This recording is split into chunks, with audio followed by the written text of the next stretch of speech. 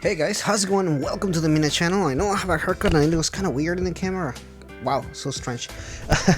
So today we're going to be doing something that I actually been wanting to do for some time, but with the recent announcement of Nocturne, which is coming pretty soon. Today we're going to be doing a retrospective of the original Shin Megami Tensei 3 Nocturne and kind of my thoughts on it, how did I go about it, and my feelings on it, and the answer in the question: should you play Nocturne? And the answer, of course, is yes. But let's go ahead and jump into the video. So Nocturne. Nocturne is an interesting game in my part because I actually that was my first Shin Megami Tensei game, but also I played it right after playing Persona 3. So I had played Persona 3, got in love with the series, and I noticed the tag Shin Megami Tensei on top of the Persona box, and I was like, well, I looked it up, I was like, there's a ton of Shin Megami Tensei games, what am I supposed to do?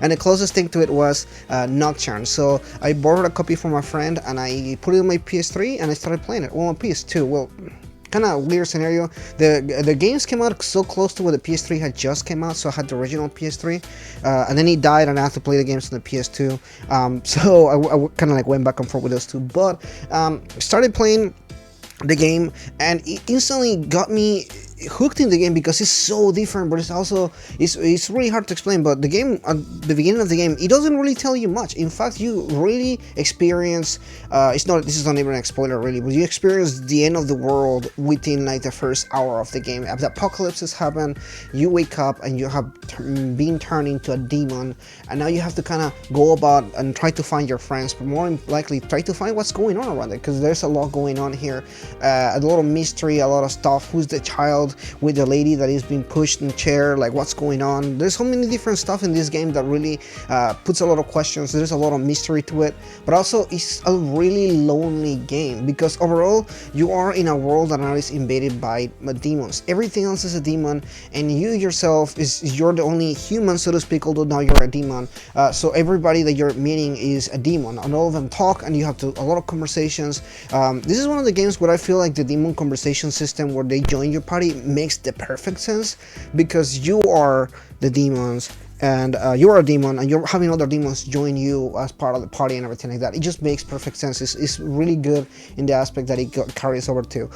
Overall, the game is hard, and it can be very frustrating, but it's also very satisfying. I think that's one of the things that I will say right off the bat. Be warned, these games are much harder than the Persona games. Persona 3, as a reference, I feel is one of the harder Persona games. It may be the hardest Persona game, Persona 3, and it doesn't even hold its shoes to the way that Nocturne does difficulty. However, there's a lot of stuff you can do to make it easier for you and everything. I may do a guide for this game later on once the game comes out closer to release and everything.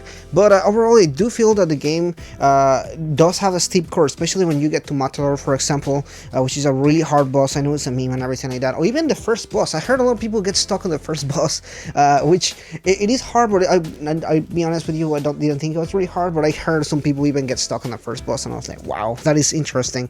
But if you played other RPGs, if you played other SMT games, and if you played other Persona games, you should be hand in hand, because the combat is very similar to how it is on other SMT games. Is extremely similar to how Persona works in that buff, debuff, attack systems are almost the same and everything like that. The Personas, and which is in this case the demons and everything, work really similar too. So you should be, if you play other games, you should be right at home. If you never play an SMT game or a Persona game, it will be a steep learning curve. I learned that the hard way. Again, the other Persona game that I had played at that time was just Persona 3, and I hadn't played any other Shin Megami Tensei game.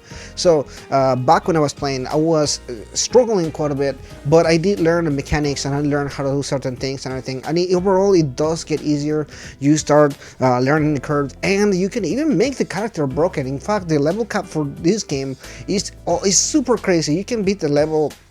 You can beat the game a fairly high level, but if you really grind, you can reach like level 200, 300, like you can reach these really crazy high levels where there's like the level cap is almost like impossible there, but it's also make it really fun. Now, there is some grind to this game, so I will mention that as well, but overall, I think that the game is really fun. There's a lot of stuff to be had in it, and again, the demon conversation system in this game is funny because it's part of the story and everything like that. It's part of you being a demon in this world and coming in terms with what it is going going on in here and everything. The story is really good, and I find it to be mysterious, and again, it's a really interesting story. But overall, I really enjoy this game. So if you want to get into this game, I strongly recommend you to play it.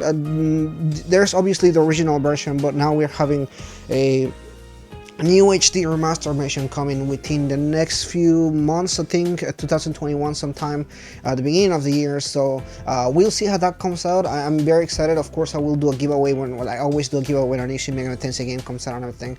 So I will be doing a giveaway for that, and I'm very excited to see how that turns out, because the HD remaster, which is actually all the footage you're seeing here is from the HD remaster, it looks really good. In fact, or the original PS2 game looked pretty good for a PS2 game. I will say that the engine that they used for these games and everything back in the PlayStation 2 era holds up pretty well. So seeing it now in HD, I can still say the art and everything still holds up pretty well. The art is really good in this game. Anyway, that is pretty much in this video here. I feel like I'm rambling at some point now, but I do want to say definitely check the game out. Definitely, if you don't want to wait for the HD remaster, you can already get the game now, and it's really fun. It's a really good game. In fact, I feel like this is a really good game to get into the Shin Megami Tensei series, because you really do learn a lot about the lore, a lot about the demons and everything like that, how different SMT is from Persona. This game really has that aspect nailed down to it. Anyway, that's pretty much for today, guys. If you're new, please consider liking and subscribing, and I'll see you guys next time.